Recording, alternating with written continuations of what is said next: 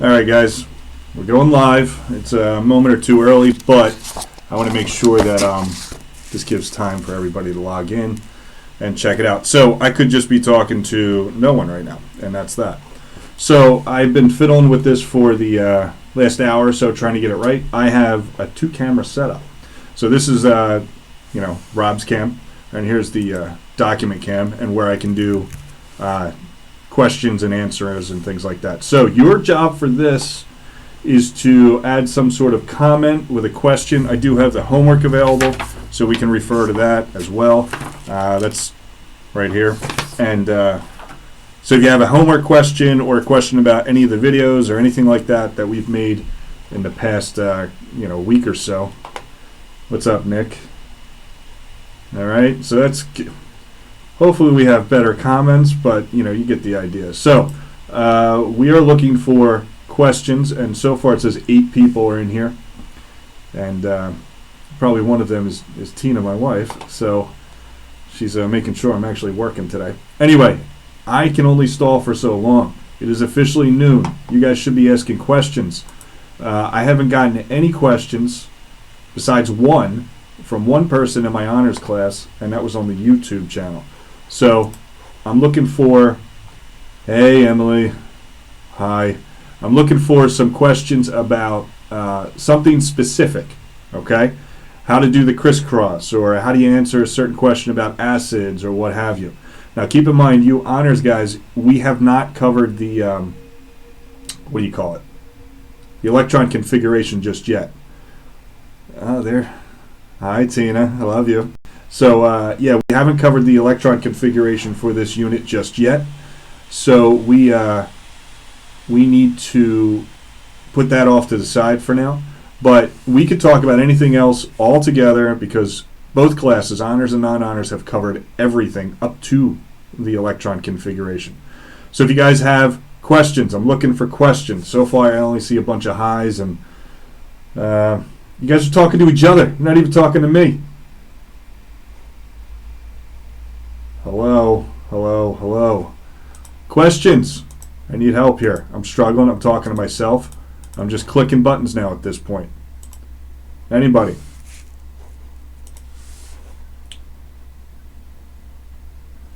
This is only mildly embarrassing, you guys. Help me out here.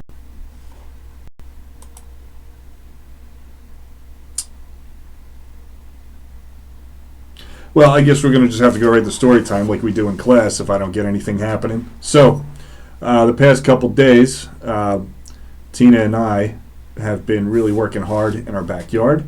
We've been wanting to have a garden at every place that we've lived at, and for once, we know we're going to live in this place for a couple of years, so we're going to have a garden. We had a concrete slab in the backyard, and we needed to break that up, so I bought a jackhammer, and we broke it all up. And then we got a dumpster. We carted all the concrete, one wheelbarrow at a time, into the dumpster that's in the street. So from the backyard to the street. And that's that. Then I ordered some topsoil, and we built some trellises. And we started putting all that together. And then Tina, all on her own, when I was out doing my thing, thank you, Emily, when I was out doing my thing, Tina did all the topsoil by herself. She is a monster, and I love her so much for that. So now, coming up soon, we can actually start putting seeds in the ground and getting some food. So who knows what's going to happen in the world. So I want to have more food here at home that I know I can depend on. So right now, I'm up to 9 viewers. This is going so well, and I have 1 like. If we don't talk about anything chemistry, I'm going to have to delete this video. Just because I got to do something here. So questions. I see Nicole doesn't have any questions. Emily has said hi to just about everybody in class. And Nick is talking about smashing the like button. Rob's the builder. Thank you. Thank you, Nick. I appreciate that. Jeez. All right, so I have to prove to my boss. What's up, Jack? I have to prove to my bosses that I'm actually teaching here. So I need you guys to ask me a question. If not, I'm going to just start doing some random chemistry here, And like I said, I have 2 cameras set up for those of you who just logged in. I have this camera here, and I also have my document camera where I can answer questions or what have you. So, ask a question, please. I'm begging you. I can only stare at this face for so long. This would be a lot better if we actually check it out. Right? Josiah coming in with a question. All right, so Josiah's typing a question. This better be good, better be chemistry related. We're up to 5 likes, people. 5 likes. Okay. Mr. Thomas, we're anxiously awaiting your question.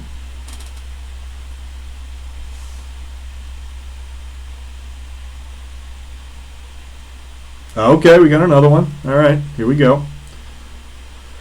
Let's see. How's the audio sound, you guys? Is it loud enough? Is it clear enough? I got microphone and everything set up. I'm hoping that it works. But let me know what you think of the audio. The picture's only so good. All right, Alex has got a question coming up too. They're forming these things now. Anyway, again, let me know about the audio. The picture quality is what it is. I can't do much about that without spending more money on cameras. But I do have this audio set up for my YouTube channel that I've been doing. So I just kind of sat in here. Okay, I have a question from Nick. It just says crisscross question mark. Well, I made a whole video about that. Let's see. Can I just do an example? Nick, would that help if I just did an example of a crisscross? I could do a couple. We'll start off with an easy one. So Nick, let me know if that's all you're looking for as an example. And if so, I can switch cameras down to the document. Okay, so we got confirmation that the audio sounds good. Thank you, sweetheart. I appreciate it. Oh, boy. My worlds are colliding here. All right, buttery smooth voice. Thank you, Nick. I appreciate that. I think your grade just went up a point or 2 because of that. Anyway, Nick, answer the question. Is that all you're looking for? Is just an example in the crisscross? There seems to be some sort of delay. And I wish I could turn that down, but the internet is, it is what it is. It's as good as it's going to get. So, up to 20 people. Down to 18 people. All in that 1 second. All right, so Nick says, yes, sir, an example is always looking for. So let's switch cameras here. All right, and we'll go to this camera. All right, now. So the crisscross, Nick, is not all that difficult. What you need to be aware of is you have... you're only doing the crisscross for ionic compounds. Ionic compounds are the ones that have a metal in place, so the metal's always going to be first, and if you think back to what we talked about in the periodic table in class, is that the metals are to the left of the staircase, and staircase is that thing that starts up by boron and it goes down, over and down. Anyway, so you're going to have a metal and you're going to have a non-metal. You might have a metal and a polyatomic ion. We'll get to that. But let's say we want to do something real simple, like let's come up with a formula for sodium chloride. All right. This is going to be similar to like a question you would get on a quiz or a test or whatever. So your job with this question is to figure out what the formula is. So first thing you do is you take sodium, you find that on the periodic table, and you go, okay, sodium is Na. I know it's a +1 because it's in the first column. And we started talking about all the different columns and areas of the periodic table having different charges. So as a default, sodium is always a +1 because it's an alkali metal. Now chlorine, on the other hand, is all the way to the right. It's a halogen, and that's going to be a -1, just because of its location on the periodic table. So now the crisscross, this is a very simple one. All you got to do is take the 1, bring it down here. That's your criss. Take this one, bring it down here. That's your cross. So your formula should be NaCl. The ones I wrote in just to demonstrate this example, but if it's both 1s, or anytime you have a 1, in other words, you leave them out. And that's why the formula for sodium chloride is NaCl. So let's do another one that's slightly more complicated. Let's flip this page out. I got to get better at this. Not the teaching thing. I'm awesome at that. All right, so let's do something weird. Let's try barium nitride. All right, so barium nitride. You go to the periodic table, you find the charges for each of these, and I got Ba with a +2. Nitride is nitrogen, and that's going to be a -3. Again, same idea as the last question. You just go to the periodic table, and it tells you what the charges are. If you are missing that information, you got to get that from a friend somehow. Anyway, I take the 2 and I bring it down here. I take the 3 and I bring it down here. You can just about ignore the plus and the minus sign. So I got Ba, 3, N2. And that's a formula. All right, let's go back to this chat thing real quick, see how we're doing. Yes, it is very high tech. Thank you, Emily. Hey, Jessica. Everybody's saying hi to each other. Thank you, Matt, for that very insight. You're right. It is salt. Sodium chloride is salt. Very good. That's paying attention here. Okay, so Josiah has another question. Josiah, I'll get to you in a moment. Okay, I want to do a couple more examples of the crisscross, and then we will follow up with your question. And I think there was another one in there somewhere too. Okay, so let's go back to the documents here. I never left the documents. I was supposed to be looking at this picture the whole time, and I was not. So I need one of them producer people to sit here and work everything for me. Anyway, let's do another example. All right, so let's bring in your polyvalence. So let's say we have a name of iron 2. Let's do phosphide. All right, I'm making these up as I go, and this is no different than what I would be doing in class, to be honest with you. So I have iron 2 and phosphide. Now, iron 2 is on that list that you have of polyatomics and polyvalents. You got to be aware that iron's on there. If you were to go to the periodic table looking for the charge of iron, you'll find that it's in the transition metal section, and that doesn't give you any information. So the name itself, iron 2, tells you the charge of this particular iron is +2. Phosphide, on the other hand, is much easier. That's actually on the periodic table as a -3.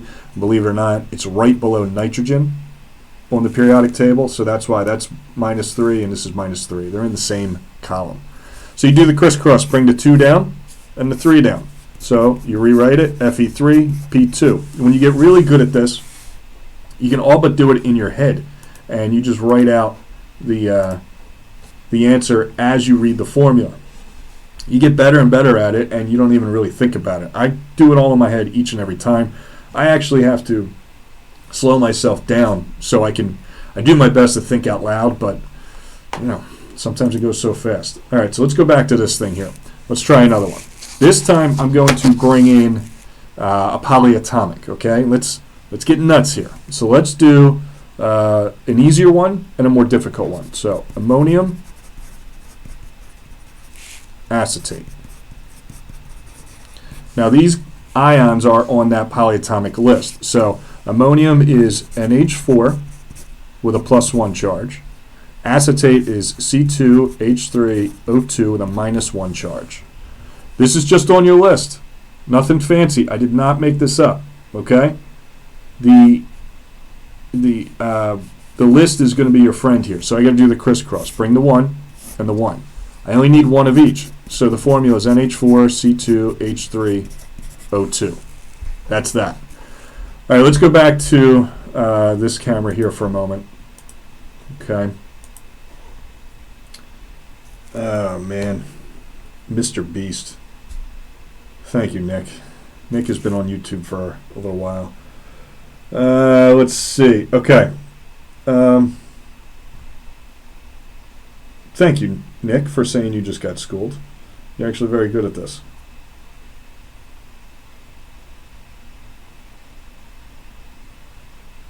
Let's see. Well, people are asking me why I'm so good at this this camera thing and making these videos and stuff. Well, not everybody can be a natural at everything, so that's pretty much what it comes down to. I've been making, long and short of it, before I get back to the chemistry, I've been making YouTube videos for a little while, and I've been slowly accumulating all this equipment. Currently, within arm's length, I have about 4 cameras.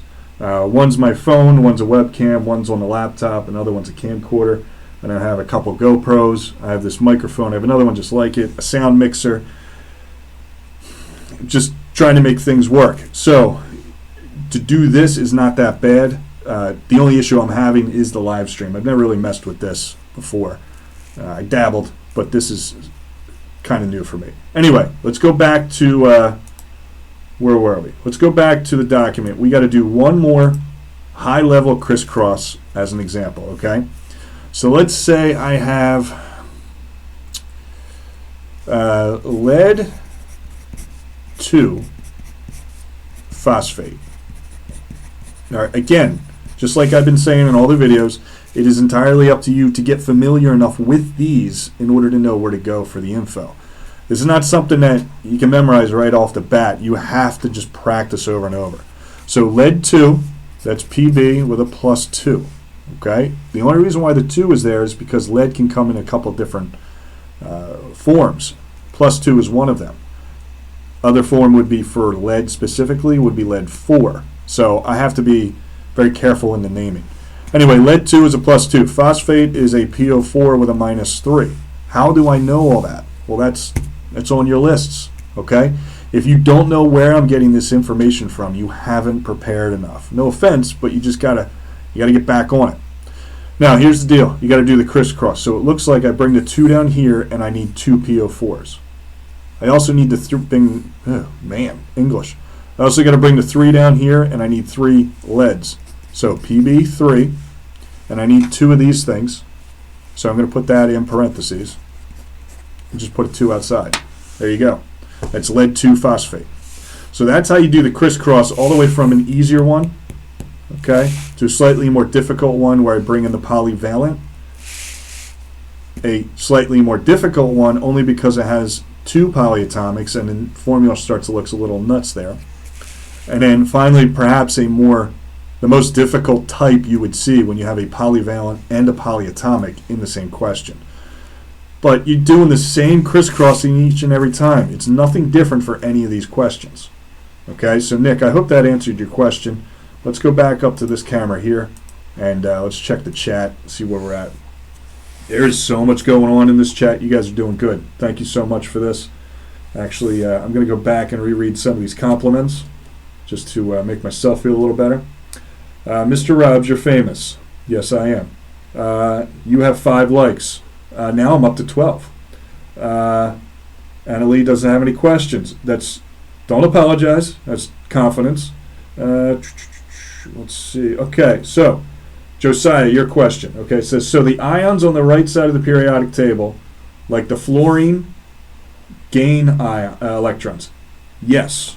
Okay, so nonmetals, as a general rule, always gain electrons. So since they're gaining electrons, each electron is negative. So if I give you something that's negative, don't you become more negative? So you can also look at it as an imbalance of protons and electrons. So fluorine, for example, I don't have a periodic table on me. Let's do something I can. Man, I'm unprepared for your questions, Josiah. Here we go. Periodic table, all right? So fluorine has 9 electrons. I know it has 9 electrons because it says 9, and that means it's 9 protons. And at first, they're even. So 9 protons, 9 electrons. That means if you add them up together, protons are positive, electrons are negative. That means they're neutral together. 9 positives, 9 negatives together makes 0. So in order to become -1, I need to give it an extra negative thing. I need to give it 1 more electron. So I hope that makes sense, that whenever you gain electrons, you become more negative. If I take electrons away, which are negative, so I take some negative things away, you become more positive. That's why metals, when they lose, they become positive, and electrons given to something like in a non-metal, they become more negative, and a negative charge is the result. So I hope that makes sense. Josiah, give me some kind of confirmation that makes sense. And I'm trying to keep up with the chat here, so I might get to you in a little bit. Just let me know. Matt has no questions. Some practice problems. Okay, Matt, your practice problems, I would focus on your homework. I have the homework packet here. Your homework questions are really all I can give you at the moment. If you like, I can come up with some more, maybe find a worksheet online or what have you. and shoot that over to the class as an optional thing. But I will also be somewhere along the way, very soon, be putting up more assignments on the Google Classroom, because I have a meeting today with the science department supervisor to get some clarity on what I can and cannot do, what's recommended from the administration on how to get grades for you guys. So there will be more clarity on that starting tomorrow, but I would, to answer your question, start with your homework for practice problems and then look to the Google Classroom shortly to be getting more meaningful assignments that go towards your grade. Okay? I hope that helps. Let me know, Matt, if that's not quite what you're looking for. But all right, everybody says hi, blah, blah, blah. Okay, so I am not a Fortnite streamer. Rather than being a Fortnite streamer, I actually have pride in myself and friends and family to spend time with instead of wasting my time playing Fortnite. Anyway, we have a question. Can you explain again how you know what suffixes to use? I'm still confused by the pyramid chart thingy. I made the thingy part up. All right, so the pyramid chart thing. Okay, let's start, before I answer that question, with looking at the periodic table. So let's switch cameras here for a moment, and we'll go to this thing here. So here's your periodic table. Okay, just ignore the notes that are up there for now. That was from another time. Now, here's your periodic table with the staircase. Now, the staircase I mentioned earlier, right? Everything to the left of the staircase is a metal. Everything to the right is a non-metal. Okay? Metals keep their name. So no matter what the charge they are or whatever, neutral, whatever, they're always going to remain the same name. So sodium is always sodium, but you would probably follow it up with sodium atom or sodium ion, depending if it was neutral or charged. Now over here, the nonmetals are a whole different story. Keep in mind that these guys here, your noble gases, their charges, at least for us, will never change. So we're only dealing with a very small section of the periodic table. Okay? So oxygen, as an example, I'm just using this as an example. Oxygen, if it's charged, would be called oxide. Okay? So anytime a nonmetal is in a formula, you change its name to IDE.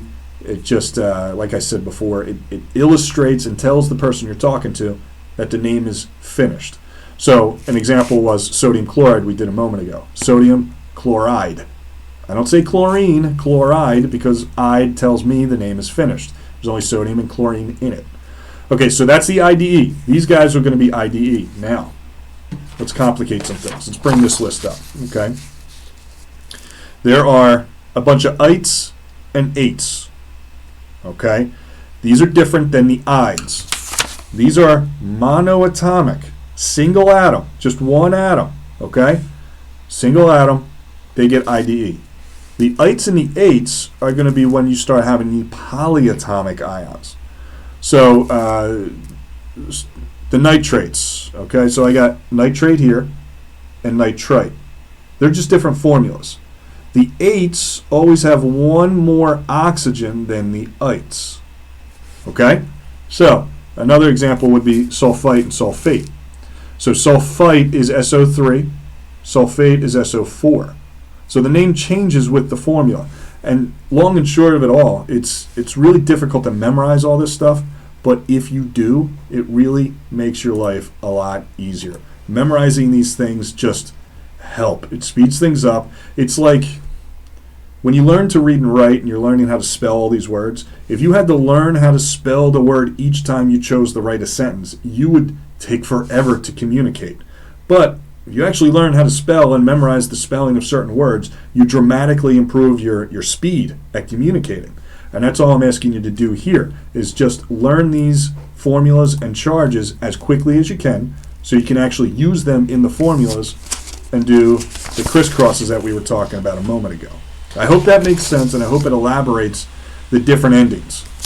So you got ides, you have ites and ates. Now there are some exceptions, like cyanide, okay, that ends in IDE, and that's CN. So the ide is going to be used in multiple ways, okay? So don't let that fool you, because there's no element known as cyan that's over here. I might say oxide, fluoride, and so on. But if I start changing the endings of those, like fluorite, that's different than fluoride. All right, I hope that helped. And let's switch cameras here so I can go back up to this thing. And let's look at the chat. So if that answered your question, you got to let me know one way or another. If you still have some issues with that, let me know, okay? Okay, now I'm getting students that aren't even, hi Becky, not even in the class anymore. Good to see everybody's doing okay and on here. All right, so Zach says, I have a question about acids, and it's kind of specific, so let me know if it makes 0 sense. Thanks. All right, Zach, I'll get to you in a second. Then we have, can you explain the polyatomic ions, like the difference between ate, and ick? Okay. Forget ick for the moment. Ate and ite are just on that thing we were just talking about. I'm getting a lot of like redundant questions, which is fine, okay? Just gives me a different chance to explain the same thing over and over. So the ites and the ates are all on this page. This is your polyatomic. If you see ite and ate, you better start thinking that it's more than one atom. Everything on this page is more than one atom.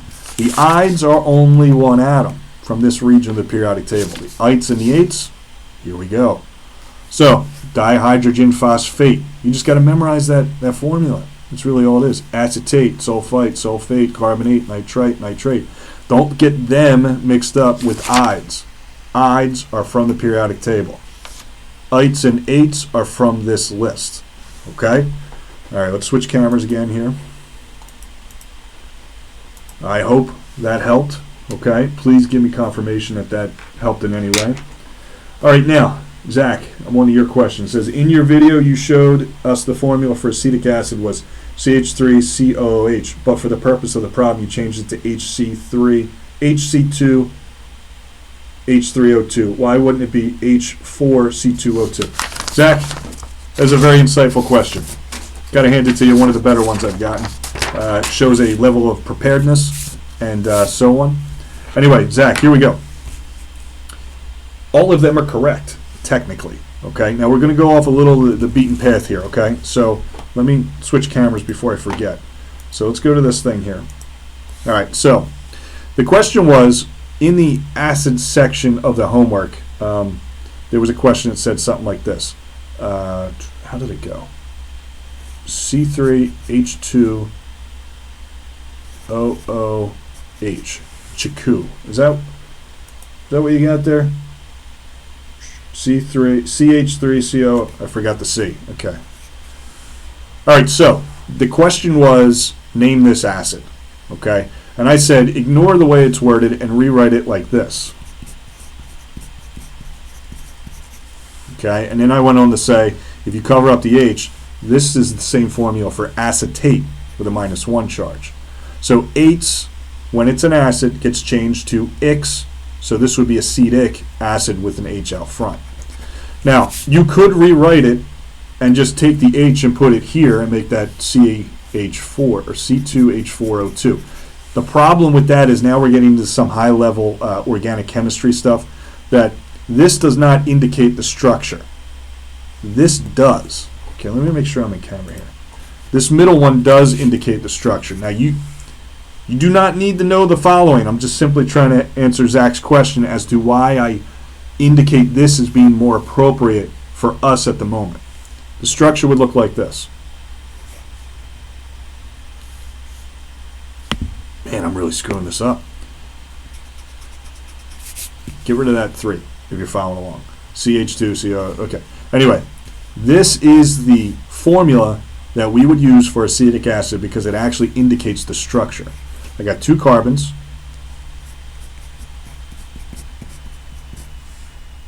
I got 3 hydrogens there. Sorry, I forgot how to count for a second. Now up here, I'm going to put the 2 oxygens and the H. Okay? Now, without going too deep into what the heck is really going on here, all right, this tells me more about the structure with this formula than this one does. This is something that we would call the empirical formula, and we're going to learn about that in, man, Unit 6 or so. So in the next unit towards the end, we're going to be talking about that, at least in the honors course. So that's that. So Zach, without going any further than that, the reason why I use this formula is because it tells me what the structure is and actually indicates that it's acetic acid more so than these would. All right? This is just as valid and appropriate, but this gives me structural information. This doesn't give me any information at all. I could take these elements, these 2 carbons and so on, and put them in a different structure that would be for a different compound altogether. So with that being said, pretty heavy duty stuff there that we can get into that we just are not ready for. So Zach, that is why. Zach, let me know if that makes sense or not, okay? I'm trying to keep up with everybody. Okay, Josiah says, we're good, makes sense, all right. Emily's confirming that it makes sense. According to Nick, I have a big brain. Thank you, Nick. Zach says, thanks, guys.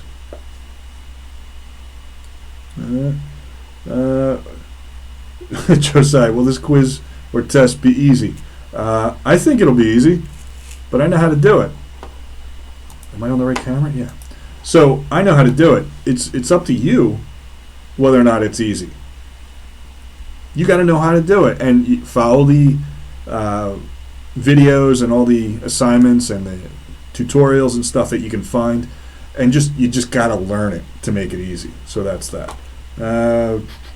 Me not know how to spell. Okay, everybody's looking good. Everybody's looking okay. I think I've gotten all the questions. If I haven't if I've skipped a question, you got to let me know, okay? Because I'm doing the best here that I can possibly do, and with a live chat, that there's a slight delay in the video and the chat, and I'm kind of a dope with this stuff sometimes. I'm doing the best I can. All right, Zach, cool. That helped. All right. Let's give it another moment or two, and we will start closing this out. What I want you to do, if you don't have a question, leave a comment whether or not this actually was beneficial, and if this live stream thing helped in any way. We will be doing it more often, at least once a week moving forward. And I see the numbers are kind of dropping a little bit. We were up to 20-some. Now we're right around 18. But I do have 14 likes, so that's something. All right, so leave in the chat section or whatever a comment as to whether or not this was helpful. If it wasn't worth your time, it's probably not worth my time, and we could skip it. But if it was helpful, you got to let me know so I know to continue doing this. Okay? So again, I'm stalling. Things are slowing down a little bit. There's about a half hour or so that we did. It's probably the longest video that we've done. Now, another thing, is this showing up on the Google Classroom? I put a link there. You guys got to let me know if it's showing up or not. So I'm looking for whether or not this was useful, yes or no, and whether or not this is showing up on your Google Classroom. Okay? Looking for the 2 feedback. All right, so beneficial. All right, so Matt, the electron configuration we haven't covered yet. We will be covering that starting tomorrow, and we'll probably take a day or 2 on that. It's not extremely difficult. It's just a little tricky because we've already learned the basis of electron configuration. We're just going to extend it to ions and how ions have lost or gained electrons. We're going to learn where to put new ones or where to take them from if we got to remove them. So that will be explained tomorrow. Don't sweat that just yet. That'll come tomorrow. Okay, I'm getting a couple of people that says, yes, this was a good idea. And thank you, Nick. Nick. So, yeah, we will be doing this again probably next week. I had a couple people say that 10 o'clock was okay for them. Noon seemed to be the overwhelming majority of people who actually responded to the question that noon was going to work for them. So that's why I chose noon, and we'll see. Moving forward, it may be noon on Wednesday, it may not be. We'll figure it out. But thank you, Jess. It is helping. Is it showing up on Google Classroom, guys? I'm looking for that feedback as well. How did you find it? Was the link what you used, or was it through the Google Classroom, or was it a search through YouTube? Let me know how you found this so I know which way to actually utilize in the future. I'm just waiting for that feedback now. All right, we're down to 17 people, but 16 likes. 16 people, 16 likes. They're dropping like flies. Let me know. I'm looking for it. Was it on Google Classroom? Yes or no? And we'll probably finish with that. All right, thank you.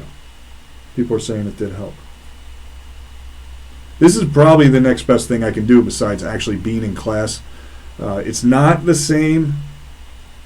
I know it's not the same. You don't get to eat me. You don't get to watch me eat lunch or breakfast in front of you guys, or you know, any of the other goofy things that I do as a teacher. But you know, at least this way you can get some instant feedback right off the bat. And you know, I feel like a moron sitting here talking to my laptop, but it is what it is. All right, we're getting a couple confirmations that it is on Google Classroom. Okay, perfect. So Annalise says it showed up on the Classroom. She opened it, watched it through YouTube. Perfect. And Nick smashed the subscribe and hit the bell button. Thank you, Nick. Thank you. It did, but I couldn't open it on my computer. Did you find it through YouTube? Use the link from Classroom. Okay, very good. So a couple different ways to find it seem to help. Okay, we're down to 13, so I'm going to call it. People are leaving. This is starting to drag on. We did 35 minutes, some of which was actually beneficial. All right? We will be doing this again, maybe next week. We'll see what happens. All right, guys, good luck. If you have any additional questions, feel free to leave them as a comment on the Google Classroom, okay? Just underneath the link of the video, you can put the questions there. I'll do my best to answer them. Or if any of you guys know the answers, you can leave them as well. Help me, help everybody. All right, guys. Thanks a lot. Take it easy. I'll talk to you again soon.